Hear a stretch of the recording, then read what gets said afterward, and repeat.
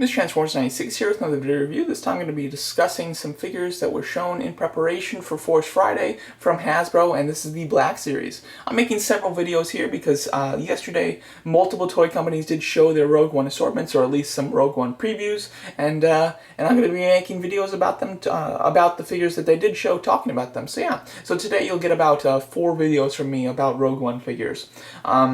I'm going to be talking about the Black Series in this video. I did make a video back, like around when Comic-Con came out, discussing these characters because there was a really small, not great quality picture that was released of this assortment. But now with the official images out, I've seen reviews of them from Chefitron. Chefitron is a great reviewer. If any of you don't already subscribe to him, I would highly recommend it. He's a good reviewer. He always starts off his reviews with a nice pose of the figure as well, which I think is kind of unique and I do like quite a bit. So would highly recommend you check out his channel. But so I have seen reviews of them. Obviously we have official images of them and in-hand images of them, as well as in-package images of them.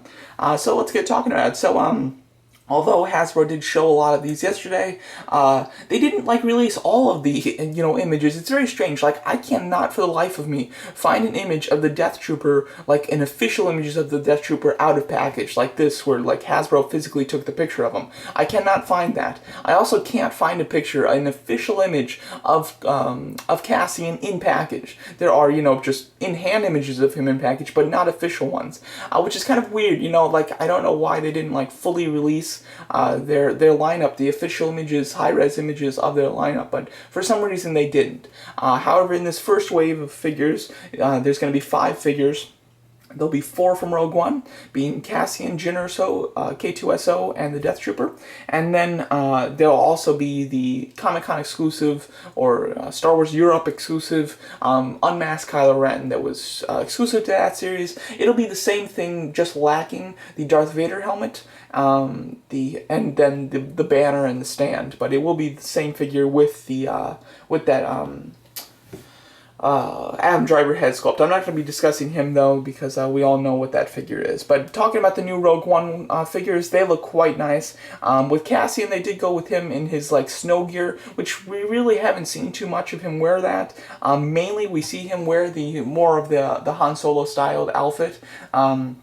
So it is interesting that for the first series they did go with this one.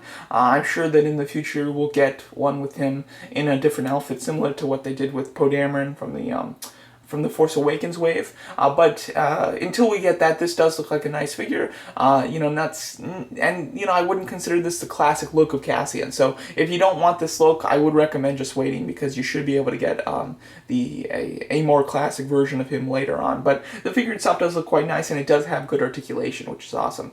Then we have Jyn Erso. She was obviously released as a Comic-Con exclusive figure early. This figure is exactly the same though. She comes with the same stuff, so we're not getting anything less by waiting on her, which is nice. But she looks like a really nice figure. Head sculpt looks pretty decent, and then the articulation is of course up to Black Series' standard. Then we have the Death Trooper. The Death Trooper does look quite skinny. Some of these Death Troopers in the movie are, relatively skinny. However, this one does look quite a bit skinny, which is that they bulked it up just slightly with the arms and legs. However, it does look like a nice figure, and it doesn't look like they gave it that green effect at the eyes or at the chin area, which a lot of companies seem to be doing because the Death Troopers can light up their head sculpts. I don't know why, possibly for night vision or something, but they can do that. So most of the companies are coming out with the figures that are showcasing that with the green highlights. The Black Series isn't though. It looks pretty standard, which does look pretty decent, I think.